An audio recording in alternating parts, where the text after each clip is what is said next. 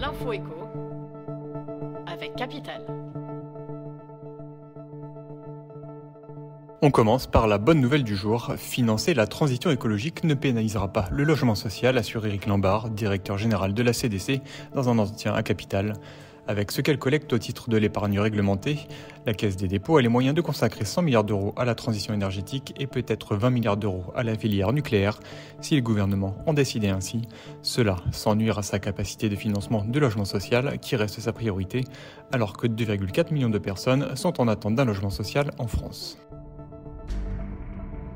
On enchaîne avec le chiffre du jour, 120 000, c'est le nombre de piscines dissimulées par leurs propriétaires, découvertes par l'administration fiscale depuis le lancement en 2021 de la traque aux constructions non déclarées grâce à l'utilisation des nouvelles technologies, en particulier les prises de vue aériennes publiques de l'Institut national de l'information géographique et forestière, un programme nommé Foncier innovant, grâce auquel les finances publiques espèrent récupérer entre 40 et 50 millions d'euros de taxes foncières supplémentaires.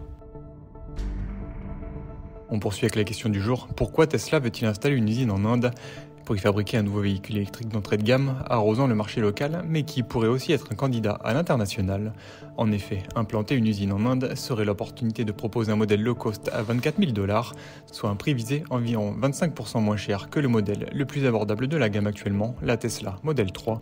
Mais il s'agit aussi pour le constructeur américain de s'assurer une place au chaud sur ce marché automobile, devenu le 3e mondial en termes de volume après la Chine et les États-Unis.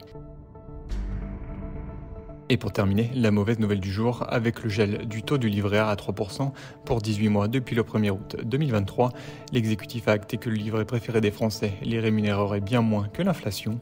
Mais combien allez-vous perdre exactement ? Capital a fait le calcul, et le manque à gagner est plus fort pour les 55 millions de titulaires d'un livret A qui vont voir les prix continuer d'augmenter plus vite que la rémunération de leur épargne. Les plus grands perdants seront les épargnants qui ont atteint le plafond de 22 950 €. Leur capital est rémunéré 688,50 € par an avec un rendement à 3%, alors qu'ils récupéreraient 940,95 € avec un taux de 4,1%, c'est-à-dire celui auquel ils auraient pu prétendre à partir du 1er février prochain, soit 252,45 € de perdu. C'était l'info éco avec Capital.